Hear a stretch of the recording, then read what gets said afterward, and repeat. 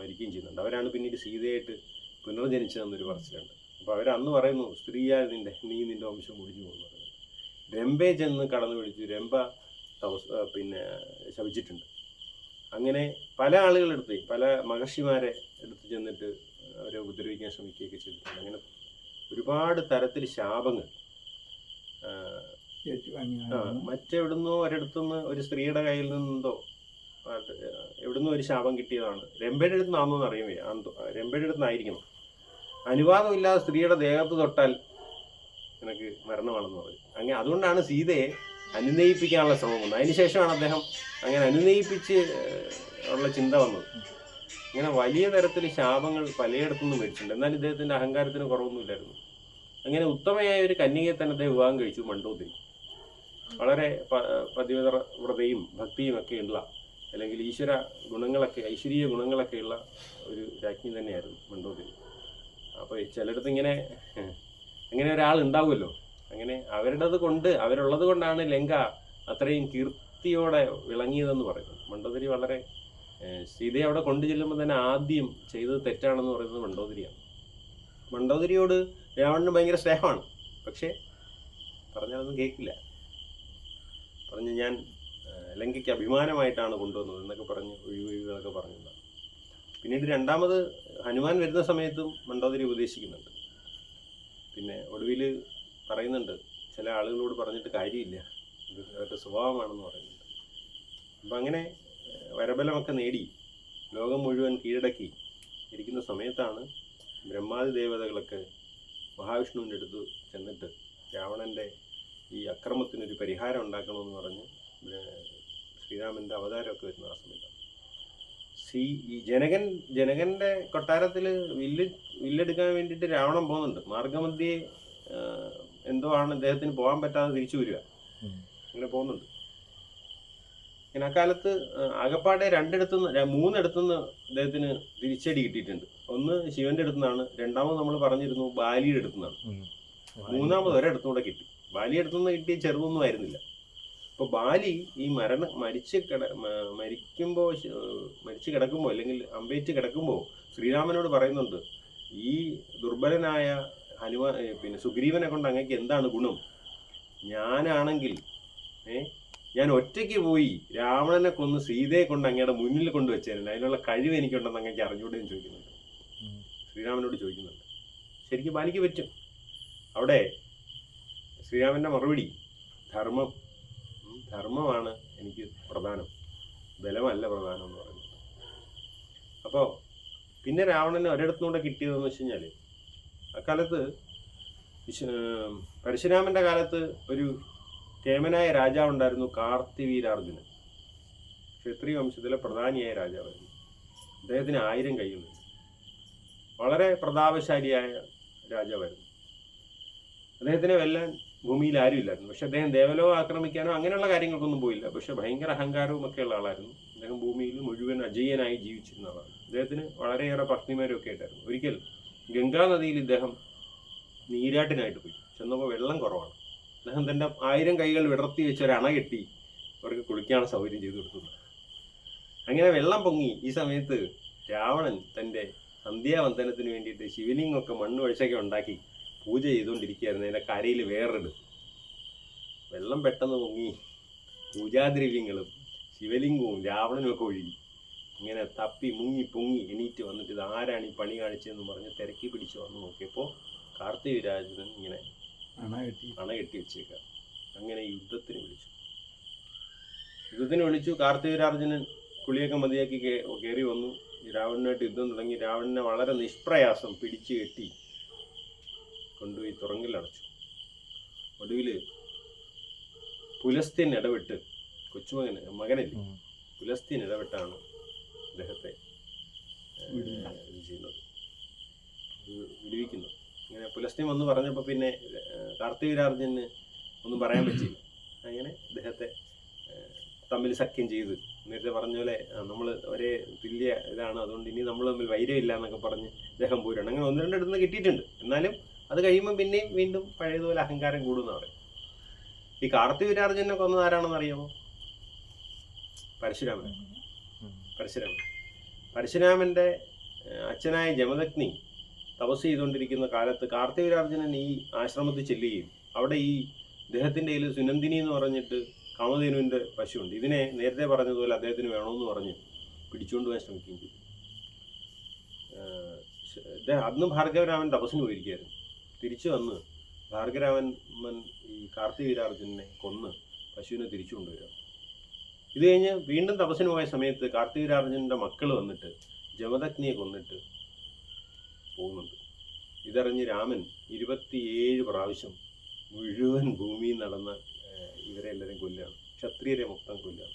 അത് കഴിഞ്ഞ് അങ്ങനെ കിട്ടിയ ഈ ഭൂമി മുഴുവൻ കശ്യപന്, പ്രജാപതിയായി കശ്യപന് ദാനം ചെയ്തിട്ട് അദ്ദേഹം മഹേന്ദ്രപർവ്വതത്തിൽ തപസ് ചെയ്യാൻ പോകുന്നു. അത് കഴിഞ്ഞിട്ടാണ് നമ്മൾ ശ്രീരാമ അവതാരത്തിൽ അദ്ദേഹത്തെ കാണുന്നത്. അപ്പോൾ കാർത്തിക വീരാർജുനൻ എന്ന് പറഞ്ഞ ആള് വിഷ്ണുവിൻ്റെ അംശാവതാരം.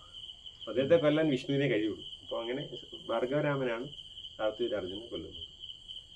അപ്പം അങ്ങനെ ഭൂമിയിൽ പാപഭാരം കൂടുന്ന സമയത്ത്, ഏതെങ്കിലും തരത്തിൽ അസുരന്മാരോ ഒക്കെ പാപഭാരം കൂടുന്ന സമയത്ത് അത് കുറയ്ക്കാൻ വേണ്ടിയിട്ട് ധർമ്മ സംസ്ഥാപനാർത്ഥായ സംഭവാമി യുഗേ യുഗേ ഞാൻ അവതാരം ചെയ്യുന്നു ഗീതയിൽ ഭഗവാൻ പറയുന്നത്. പരിത്രാണായ സാധൂനാം വിനാശായ ചതുഷ്കൃതാം ധർമ്മ സംസ്ഥാപനാർത്ഥായ സംഭവാമി യുഗേ യുഗേ.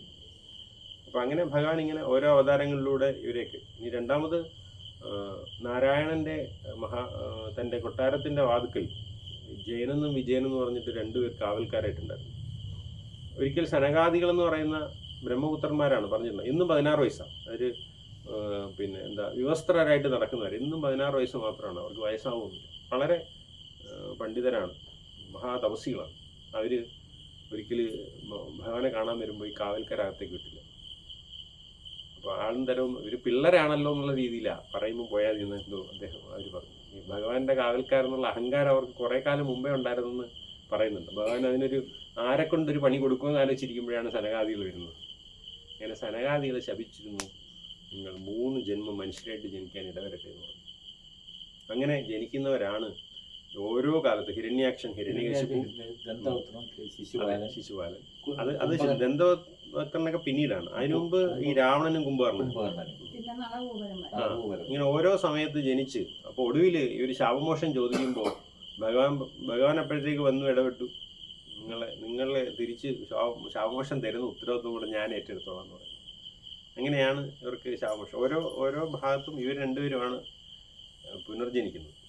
അതുകൊണ്ട് തന്നെ കംസന്റെ കൃഷ്ണാവതാരം ആയപ്പോഴത്തേക്ക് ഇവർക്ക് കുറച്ച് മാറ്റം വന്നു എന്ന് പറയാം. കംസന്റെ കാലമൊക്കെ ആയപ്പോഴത്തേക്ക് വിദ്വേഷഭക്തിയാണ് വരുന്നതെന്ന് പറയുന്നുണ്ട്.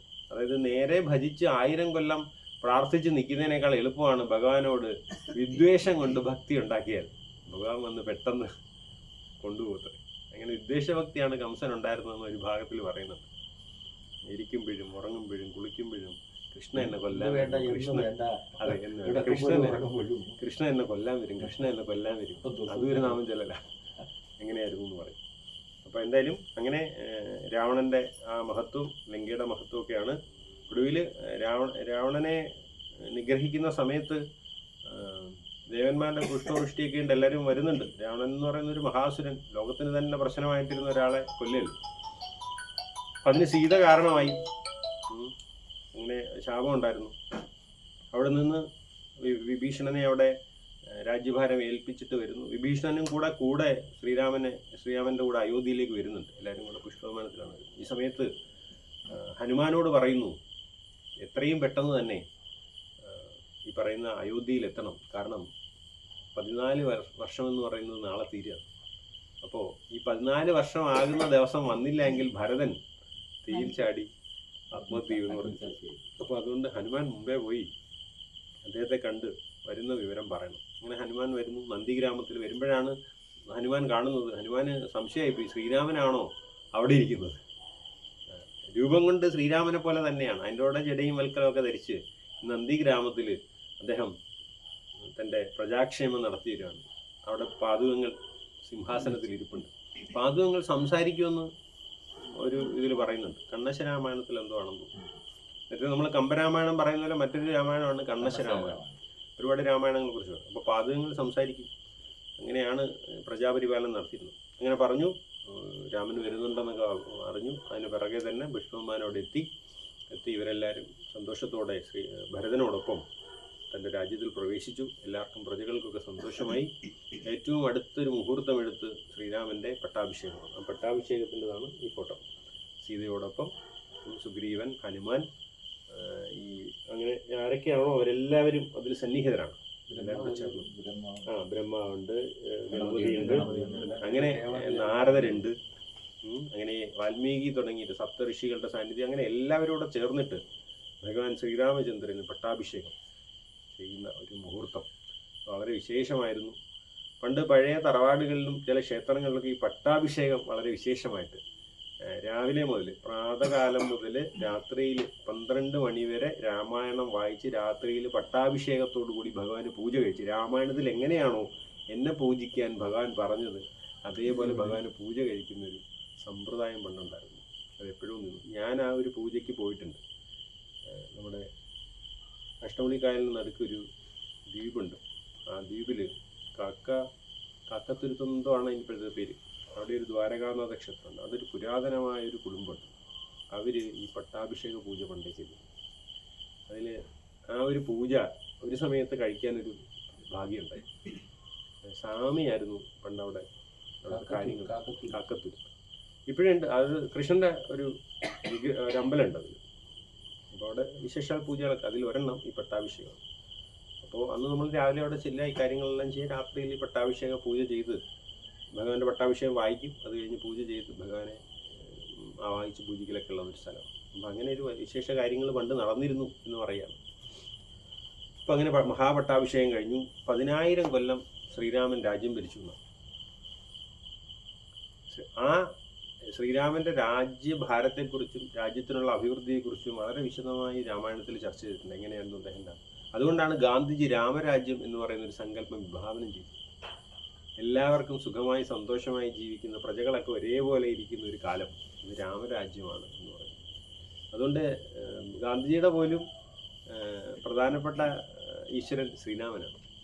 നമുക്കിവിടെ കേരളത്തിൽ എത്ര പ്രാധാന്യം ഇല്ലെങ്കിലും വടക്കേ ഇന്ത്യയിലോട്ട് ശ്രീരാമൻ അവരുടെ ജീവൻ്റെ ഭാഗമാണ്. രാമൻ അവരുടെ ഉള്ളിൽ നിൽക്കുകയാണ്. നമ്മുടെ ഭരണഘടനയിൽ ശ്രീരാമൻ്റെ ഒരു ഫോട്ടോയുണ്ട്. ഇതൊന്നും അറിയാത്ത ഇവിടെയാണ് ഇവിടെ ഓരോരുത്തരും അതൊക്കെ പറയുന്നത്. അതുകൊണ്ട് തന്നെ അയോധ്യ പ്രശ്നം നമ്മളെക്കാൾ വലിയ വികാരമായിരുന്നു വടക്കേ ഇന്ത്യയിൽ. വളരെ വലിയ വികാരമായിരുന്നു. അത് തിരിച്ചു കൊണ്ടുവന്നതാണ് ഈ പറഞ്ഞ BJP ഗവൺമെൻറ് ഏറ്റവും വലിയ ഗുണമായിട്ടും വീണ്ടും ഈ അധികാരം തുടരാനും ഒക്കെയുള്ള കാരണമായിട്ട് പറയുന്നുണ്ട്. അത് നന്നാവുന്നു. അന്ന് മുതൽ ശരിക്കും ആലോചിച്ച് നോക്കൂ, ഭാരതം ലോകത്തിൻ്റെ വലിയ തലത്തിലേക്ക് ഈ അയോധ്യയിലെ പ്രതിഷ്ഠയ്ക്ക് ശേഷം മാറുന്നുണ്ട്. സാമ്പത്തിക വ്യവസ്ഥയിൽ വളരെ അടുത്ത സ്ഥാനത്തേക്ക് എത്തി.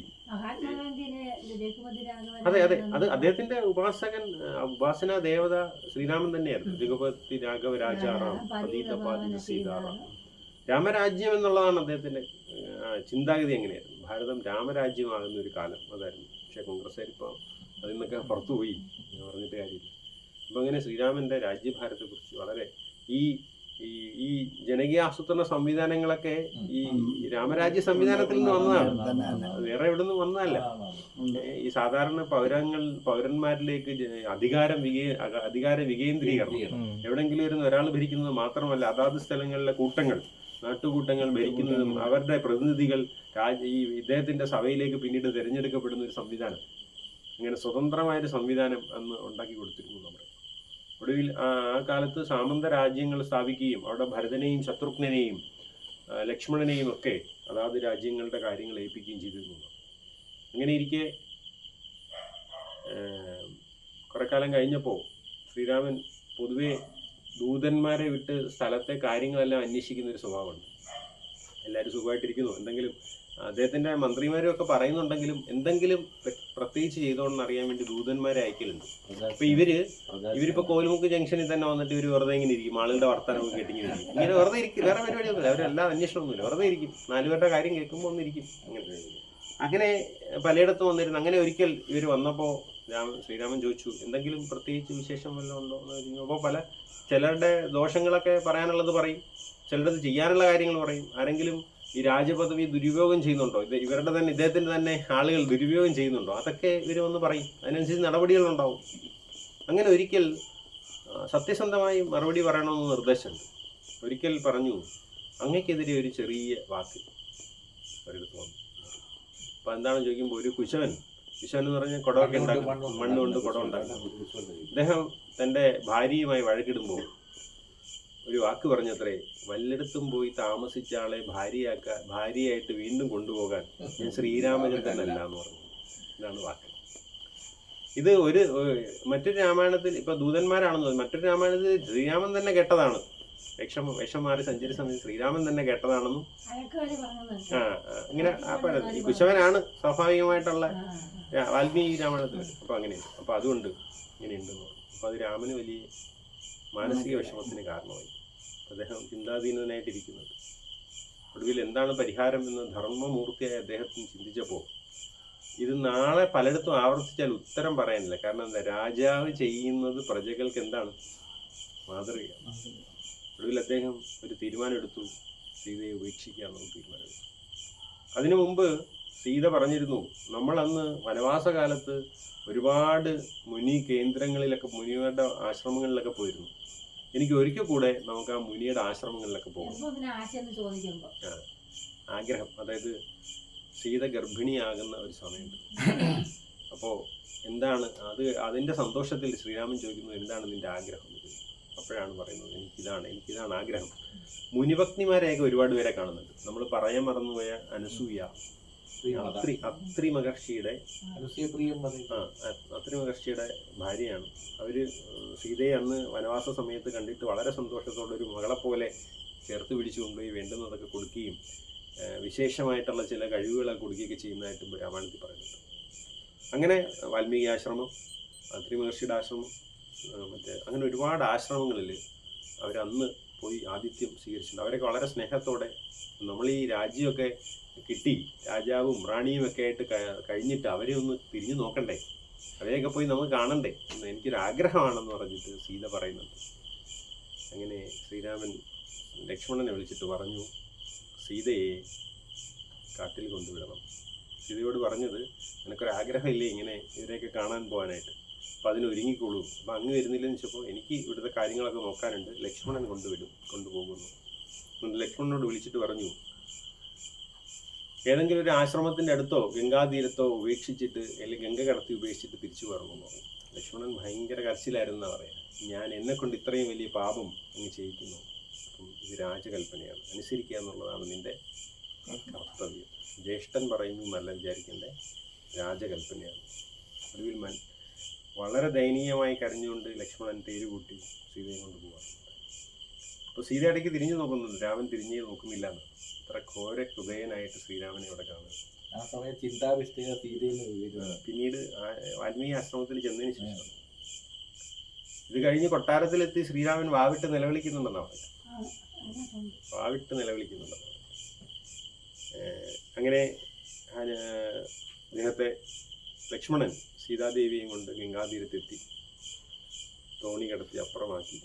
അവിടെ എത്തിയിട്ട് ലക്ഷ്മണൻ വളരെ വിഷമത്തോടെ നിൽക്കുന്ന കണ്ടിട്ട്, എന്താണ് നീ ഇങ്ങനെ വിഷമിച്ചിരിക്കുന്നതെന്ന് ചോദിക്കുമ്പോൾ, ജ്യേഷ്ഠനെ കാണാത്തതിൻ്റെ വിഷമമാണോ, ജ്യേഷ്ഠനെ പിരിഞ്ഞതിൻ്റെ വിഷമമാണോ എന്നൊക്കെ സീത ചോദിക്കുന്നുണ്ട്. ഒടുവിൽ കരഞ്ഞുകൊണ്ട് ജ്യേഷ്ഠൻ നമ്മെ ഉപേക്ഷിച്ചു എന്ന് പറഞ്ഞു. സീതയുടെ ഒരു വിലാപം അപ്പോൾ പറയുന്നുണ്ട്, എന്നെ ഉപേക്ഷിക്കാൻ ഞാൻ എന്ത് തെറ്റ് ചെയ്തു എന്നൊക്കെ പറഞ്ഞിട്ട് വലിയൊരു വിലാപം. നമുക്ക് വളരെ വിഷമം തോന്നുന്ന ഒരവസ്ഥയാണ് രാമായണത്തിൽ അങ്ങനെ കാണുന്നത്. ലക്ഷ്മണനോട് പൊക്കോളാൻ പറഞ്ഞു. ലക്ഷ്മണൻ തിരിഞ്ഞു നോക്കി പോവുകയാണ്. അങ്ങനെ അവിടെ ഇരുന്ന് കരയുമ്പോൾ വാൽമീകി ആശ്രമത്തിലെ വാൽമീകിയുടെ ശിഷ്യന്മാർ ചെന്ന് വാൽമീകിയോട് പറയും, ഒരു സ്ത്രീരത്നം, രാജകലകളുള്ള ഒരു സ്ത്രീരത്നം നദിക്കരയിൽ ഇരുന്ന് കരയുന്നു. അങ്ങനെ വാൽമീകി പെട്ടെന്ന് ഇവരുമായിട്ട് ചെന്നു. സീതയെ അദ്ദേഹത്തിന് മനസ്സിലായി. വാൽമീകി സീതയെ അവിടെ കൊണ്ടുവന്ന് ആശ്രമത്തിൽ നിർത്തി. അവിടെ വെച്ച് 2 കുട്ടികളുണ്ടായി. ലവൻ എന്നും കുശൻ എന്നും പേരിട്ടു. അങ്ങനെ അവർ വാൽമീകിയുടെ ശിക്ഷണത്തിൽ വളർന്നു. പിന്നീട് അവരെയാണ് രാമായണം പഠിപ്പിക്കുന്നത്. സീത വളരെ വിഷമത്തോടെ ശ്രീരാമനെ ഓർത്ത്, തൻ്റെ പഴയ കാര്യങ്ങളൊക്കെ ഓർത്ത് വിഷമത്തോടെ അവിടെ നിൽക്കുന്നുണ്ട്. വാൽമീകിയാണ് ആകെ ഒരു ആശ്രയം. വാൽമീകിയുടെ സാന്ത്വന വചസ് കൊണ്ട് അവർക്ക് കൂടുതൽ വലിയ മനോവിഷമം ഇല്ലാതെ പോയിന്ന്. എന്നാലും മനസ്സിലാ വിഷമമുണ്ട്. ശ്രീരാമൻ തൻ്റെ രാജ്യഭാരം യഥാവിധി നിർവഹിച്ചു. ഒരു ശരിയായ രാജാവിനെ പോലെ വേണ്ടുന്നതൊക്കെ ചെയ്തു. അതായത് സഭാമണ്ഡപത്തിൽ വന്നാൽ അദ്ദേഹം ശക്തനായ രാജാവാണ്. തിരിച്ച് അന്തപുരത്തിൽ ചെന്നാൽ വളരെ നൊമ്പരത്തോടെ കരയുന്ന ശ്രീരാമനെ നമുക്ക് നടക്കണം. പിന്നീട് കുറെ കാലം കഴിഞ്ഞു. സ്വാഭാവികമായിട്ടും രാജാവ് ചക്രവർത്തിയായി, പട്ടാഭിഷേകം കഴിഞ്ഞ് ചക്രവർത്തിയായി കഴിഞ്ഞാൽ അശ്വമേധം എന്ന് പറയുന്ന യാഗം ചെയ്യും. അച്ഛൻ ചെയ്തതുപോലെ ശ്രീരാമനും അശ്വമേധ യാഗം ചെയ്യണമെന്ന് വസിഷ്ഠന്റെ നിർദ്ദേശമുണ്ടായി. അങ്ങനെ അതിനു വേണ്ടിയിട്ട് ആരംഭിക്കുന്നു. ഈ സമയത്ത് അശ്വമേധം ചെയ്യുന്ന രാജാവിന് പട്ടമഹിഷി വേണം എന്നൊരു നിർബന്ധം. എല്ലാവരും പറഞ്ഞ് ശ്രീരാമനോട് വേറൊരു വിവാഹം കഴിക്കാൻ പറഞ്ഞു. അദ്ദേഹം പറഞ്ഞില്ല എന്ന് പറഞ്ഞു. അങ്ങനെ പകരമായിട്ട് സീതയുടെ രൂപത്തിൽ ഒരു സ്വർണം കൊണ്ട് ഒരു പ്രതിമ ഉണ്ടാക്കി വെച്ചു. അതിന് കാഞ്ചന സീത എന്നൊരു പേര് കൊടുത്തിട്ട് അവരെ അങ്ങനെ കാഞ്ചന സീത ഇരുത്തിക്കൊണ്ട് ഈ അശ്വമേധം എന്ന യാഗം നടത്തും. യാഗത്തിന് സ്വാഭാവികമായി അശ്വത്തെ വിടും. അശ്വത്തിന്റെ കൂടെ ശത്രുഘ്നനും ഭരതനും ലക്ഷ്മണനും ഒക്കെ ഓരോ സ്ഥലത്തേക്ക് പോകുന്നതായിട്ട് പറയുന്നു. അങ്ങനെ എല്ലായിടത്തും പോയി. എല്ലാവരും ശ്രീരാമനോട് സ്നേഹവും ഒക്കെ ഉള്ളതുകൊണ്ട് ആരും ഇതിനെ തടഞ്ഞില്ല. അങ്ങനെ ഗംഗാതീരത്തോട് ഈ വാൽമീകി ആശ്രമത്തിന്റെ പരിസരത്ത് ഈ കുതിര ചെല്ലുകയാണ്. ഇതിനെ ലവകുശന്മാർ പിടിച്ചു കിട്ടും. അപ്പൊ അതിൽ എഴുതിയിട്ടുണ്ട്, കോസല രാജ്യത്തിലെ അയോധ്യാധിപനായ ശ്രീരാമചന്ദ്രൻ നടത്തുന്ന അശ്വമേധ യാഗത്തിന്റെ യാഗാശമാണ്. ഇതിനെ കാണുന്നവരൊക്കെ ഇതിനെ വണങ്ങി ഇതിനെ ആദരവോടെ നമസ്കരിച്ച് കുറെ അങ്ങനെ ഒരാളെ ഞങ്ങൾ നമസ്കരിക്കേണ്ട കാര്യമൊന്നും ഇല്ല എന്ന് പറഞ്ഞിട്ട് ഇവർ പിടിച്ചു കിട്ടുകയാണ്. അങ്ങനെ തൊട്ട് പുറകെ ഇതിനെ സംരക്ഷിക്കാൻ വരുന്നവരൊക്കെ ഉണ്ട്. ഇവരൊക്കെ ആർക്കും ഈ വിരലയിൽ നിന്ന് വിളിച്ചോണ്ടാൻ പറ്റില്ല. അവരൊക്കെ അസ്ത്രവിദ്യയിൽ വളരെ നിപുണന്മാരായിരുന്നു. അങ്ങനെ ലക്ഷ്മണൻ ആദ്യം ഹനുമാൻ ചെല്ലുന്നുണ്ട്. ഹനുമാന് കാര്യം മനസ്സിലാവും. ഹനുമാൻ തിരിച്ചു ചെന്നിട്ട് ശ്രീരാമനോട് പറയുന്നുണ്ട്. അങ്ങനെ ശ്രീരാമനും ലക്ഷ്മണനും അവിടെ എത്തുന്നുണ്ട്. ശ്രീരാമനും ലക്ഷ്മണനുമായിട്ട് ഇവർ യുദ്ധം ചെയ്യുന്നുണ്ട്. ഒരുപക്ഷെ ഇവരുടെ അസ്ത്രവിദ്യയിൽ ശ്രീരാമൻ പകച്ചുപോയി എന്നാണ് പറയുന്നത്. ഇവർ നിസ്സാരക്കാരല്ല എന്ന് മനസ്സിലാവും. ഈ സമയത്ത് സീത ഓടിക്കൊണ്ട് വരുന്നുണ്ട്. അങ്ങനെ ഇവർ ചെയ്യുന്ന അമ്പ്, ഇവർ ചെയ്യുന്ന അസ്ത്രം ശ്രീരാമന്റെ പാദത്തിൽ പുഷ്പങ്ങളായിട്ട് വീഴുന്നു. അങ്ങനെ സീത ഓടി വന്നിട്ട്, നിങ്ങൾ ആരോടാണ് യുദ്ധം ചെയ്യുന്നതെന്ന് അറിയുമോ? നിങ്ങളുടെ അച്ഛനാണ്. അങ്ങനെ ശ്രീരാമന് അത്ഭുതമായി സീതയെ കണ്ടിട്ട്. വാൽമീകിയൊക്കെ വന്നു. അവിടെ നിന്ന് അദ്ദേഹം കൊട്ടാരത്തിലേക്ക് പോവുകയാണ്. അതിന് തൊട്ട് മുമ്പാണ് ഇവർ വന്ന് ഈ രാമായണം പാടിക്കേൾപ്പിക്കുന്നത്. അതെ, ഈ മുനികുമാരന്മാർ ആരാണെന്ന് അന്നേ ഇദ്ദേഹത്തിന്റെ മനസ്സിലൊരു ചിന്ത വരുന്നുണ്ട്. ഒടുവിൽ ശ്രീരാമൻ സീതയെ തിരിച്ചു കൊണ്ടുവരാനുള്ള ആഗ്രഹം പ്രവർത്തിക്കുകയും വാൽമീകി പരിവാരങ്ങളോടൊപ്പം സീതയും ലവകുശന്മാരുമായിട്ട് അയോധ്യയിലേക്ക് വരികയും ചെയ്തു. അയോധ്യയിലേക്ക് വന്ന് കൊട്ടാരത്തിൻ്റെ അടുത്ത് എത്തിയപ്പോൾ ശ്രീരാമൻ പറഞ്ഞു, വീണ്ടും അഗ്നിപരീക്ഷ നടത്തണമെന്ന് പറഞ്ഞു. ഈ അഗ്നിപരീക്ഷ ഞാൻ ഇന്നലെ പറഞ്ഞതിൽ നിന്ന് കൂടെ പറയേണ്ടതായിരുന്നു. വിഭീഷണന്റെ നിർദ്ദേശപ്രകാരം സീതയെ അണിയിച്ചൊരുക്കി കൊണ്ടുവന്നപ്പോൾ ശ്രീരാമൻ ഇങ്ങനെ ഒരു പരീക്ഷ വചനം ചെയ്യുന്നുണ്ട്. നീ ശുദ്ധയാണെന്ന് തെളിയിക്കണം. അവിടെ ഈ അഗ്നിയിലേക്ക് പ്രവേശിക്കുമ്പോൾ അഗ്നിദേവൻ രണ്ട് കൈയിലും സീതയെ എടുത്തുകൊണ്ട് വന്നിട്ട് സീത പരിശുദ്ധയാണ്. അപ്പോൾ ശ്രീരാമൻ പറയുന്നുണ്ട്, എനിക്ക് സംശയമൊന്നുമില്ല, പക്ഷേ ലോകത്തെ ഞാൻ മാനിക്കണം എന്ന് പറഞ്ഞിട്ടാണ്. അപ്പൊ ഇപ്പോൾ അങ്ങനെ പറഞ്ഞപ്പോൾ സീതാദേവി കരഞ്ഞുകൊണ്ട് ഭൂമിദേവിയെ പ്രാർത്ഥിക്കുന്നുണ്ട്. എൻ്റെ അമ്മേ, എന്നെ ഗർഭം ധരിച്ചിരുന്ന എൻ്റെ അമ്മേ, എന്നെ വീണ്ടും ഇനിയും ഒരു പരീക്ഷണത്തിന് എനിക്ക് വയ്യ. ഞാൻ പരിശുദ്ധയാണെങ്കിൽ, ഞാൻ പതിവ്രതയാണെങ്കിൽ എന്നെ അമ്മ സ്വീകരിച്ചാലും. അങ്ങനെ പെട്ടെന്ന് ഭൂമി വിളർന്ന് ഭൂമിദേവി സീതയെ ശ്രീരാമൻ ഓടിച്ചെന്ന് പിടിച്ചെന്നും അത് തലമുടിയിൽ എന്തോ കിട്ടിയുള്ളെന്നും ഒക്കെ പറയുന്ന ഒരു ഭാഗമുണ്ട്. ഭൂമിയെ ശപിക്കാനൊക്കെ ശ്രീരാമൻ പെട്ടെന്ന് ഒരുങ്ങുന്നുണ്ട്. ഒടുവിൽ ഈ വസിഷ്ഠനൊക്കെ ചേർന്നിട്ട് അദ്ദേഹത്തിൻ്റെ കോപത്തെ നിയന്ത്രിക്കുകയാണ്. അങ്ങനെ സീത പോകുന്നതിന് മുമ്പ് ലവകുശന്മാരെ ഭഗവാനെ ഏൽപ്പിച്ചിട്ടാണ് പോകുന്നത്. ഒടുവിൽ ശ്രീരാമൻ പിന്നെ കൂടുതൽ കാലം രാജ്യം ഭരിക്കണമെന്ന് ആഗ്രഹം ഉണ്ടായില്ല. ലവകുശന്മാരെ രാജ്യഭാരം ഏൽപ്പിച്ചിട്ട് അദ്ദേഹം ഇറങ്ങി നടക്കുകയാണ്. ഇറങ്ങി നടന്ന് സരയൂ നദിയിലേക്ക് താങ്ങുക. ഇതിന് തൊട്ട് മുമ്പ് ഒരു കാര്യം കൂടി ഉണ്ടായി. ലവകുശന്മാരെയൊക്കെ കിട്ടിയതിന് ശേഷം ഒരിക്കൽ നാരദര് അദ്ദേഹത്തെ കാണാൻ വരുന്നുണ്ട്. കാണാൻ വരുമ്പോൾ ലക്ഷ്മണനോട് പറഞ്ഞു, മറ്റാരെയും അകത്തേക്ക് കടത്തിവിടരുത്. കടത്തിവിട്ടാൽ അകത്തേക്ക് ആരാണോ കടന്നു വരുന്നത് അദ്ദേഹത്തിൻ്റെ മരണമാണ് എന്ന് പറഞ്ഞിട്ടാണ് അദ്ദേഹം അകത്തേക്ക് പോകുന്നത്. ഈ സമയത്ത് ലക്ഷ്മണൻ പുറത്ത് കാവലാണ്. ഈ സമയത്ത് ദുർവാസ മഹർഷി അവിടേക്ക് വരും. ദുർവാസാവ് പറയുന്നു, എനിക്കിപ്പം തന്നെ ഭഗവാനെ ശ്രീരാമചന്ദ്രനെ കാണാൻ കഴിയില്ല, ഇങ്ങനെ നരതരുമായിട്ട് എന്തോ പ്രത്യേക കാര്യം സംസാരിക്കുകയാണെന്ന്. ദുർവാസാവ് അടങ്ങില്ലല്ലോ, എന്നെ തടയാൻ, ഞാൻ നിന്നെയും നിൻ്റെ വംശത്തെ ഇപ്പോൾ ഭസ്മമാക്കുന്നു. അപ്പോൾ ലക്ഷ്മണൻ വിചാരിച്ചു, ഞാൻ എന്തായാലും എനിക്ക് മരണമാണെന്നല്ലോ, രാജ്യവും ഒക്കെ എങ്കിലും നിലനിൽക്കുമല്ലോ, വംശത്തോടെ നശിപ്പിക്കുമെന്നാണ് ദുർവാസാവിൻ്റെ വാശി. അങ്ങനെ ശ്രീരാമനെ കാണാനായിട്ട് ലക്ഷ്മണൻ്റെ അകത്തേക്ക് കയറിയിട്ട് ദുർവാസാവ് വന്നിട്ടുണ്ടെന്ന് പറയും. അപ്പോൾ നാരദര് നോക്കുന്നുണ്ട്. നാരദര് അവിടെ സംസാരിച്ചാൽ മറ്റൊന്നുമല്ല, അങ്ങ് ഭൂമിയിൽ വന്നിട്ട് ഇത്രയും കൊല്ലമായി, അങ്ങയുടെ ജന്മ ഉദ്ദേശങ്ങളെല്ലാം കഴിഞ്ഞു, നല്ല രീതിയിൽ ഭൂമിയെ പരിപാലിച്ചു, എല്ലാ രാക്ഷസന്മാരെയും നിഗ്രഹിച്ചു, തിരിച്ചങ്ങയ്ക്ക് വൈകുണ്ഠത്തിലേക്ക് വരേണ്ട കാലമായി എന്ന് പറയാനാവുന്നു. അപ്പോൾ അദ്ദേഹം നാരദര് തിരിച്ചുപോയി. ശ്രീരാമൻ അടുത്തൊരു ധർമ്മസങ്കടത്തിലായി, അദ്ദേഹത്തെ കൊല്ലണം. അപ്പോൾ എന്താണ് വഴിയെന്ന് നോക്കും. ത്യജിച്ചാൽ ഒരാളെ കൊല്ലുന്നതിന് തുല്യമാണ്. ഇങ്ങനെ ലക്ഷ്മണനോട് പറഞ്ഞു, ലക്ഷ്മണ നിന്നെ ഞാൻ ത്യജിച്ചിരിക്കുന്നു, നിനക്ക് എവിടെ അംശപ്പോവാണ്. നോക്കിക്കണോ, അതുവരെ ഒരു ശരീരമായിട്ട് നടന്ന, ഒരു മനസ്സായി നടന്ന സഹോദരനോട് തിരിഞ്ഞു നോക്കാതെ നിന്നെ ഞാൻ ത്യജിച്ചിരിക്കുന്നു, നിനക്ക് ഇവിടെ വിട്ടുപോകുന്നു. അങ്ങനെ ഏറെ വിഷമത്തോടെ ലക്ഷ്മണൻ ഇറങ്ങി നടക്കുകയാണ്. ഈ സരയൂര് തന്നെ ആദ്യം ഇറങ്ങി ലക്ഷ്മണൻ ഒടുവിൽ മുങ്ങിപ്പോകുന്ന സമയത്ത് ഒരു നാഗം ആകാശമാർഗം പോയി അപ്രത്യക്ഷമാണ്. ഈ നാഗം അനന്തനാണെന്നാണ് പറയുക. ഭഗവാൻ ശയിക്കുന്ന അനന്തനാണ് ലക്ഷ്മണനായിട്ട് അവതാരമെടുത്തതെന്ന് പറയും. പിന്നീട് അദ്ദേഹത്തിൻ്റെ ശംഖും ചക്രവുമാണ് ഭരതനും ശത്രുഘ്നും. അവരാണ് അങ്ങനെ രണ്ടുപേരെ ജന്മമെടുത്തതെന്ന് പറയും. ഇത് കഴിഞ്ഞിട്ട് ശ്രീരാമൻ തൻ്റെയും ഇനിയും താൻ അനുജനെ ഇവരെ ത്യജിച്ച ഇനിയും താൻ ജീവിച്ചിരിക്കേണ്ട കാര്യമില്ല എന്ന് പറഞ്ഞിട്ട് അദ്ദേഹം ഇറങ്ങി ഈ സരയൂരിൽ തന്നെ മുങ്ങിപ്പോവുകയാണ്. സ്വധാമത്തിലേക്കുള്ള അദ്ദേഹത്തിൻ്റെ യാത്രയാണ്. അതുകൊണ്ട് തന്നെ നമ്മളുടെ പവിത്രമായ നദികളിൽ സരയുമില്ല.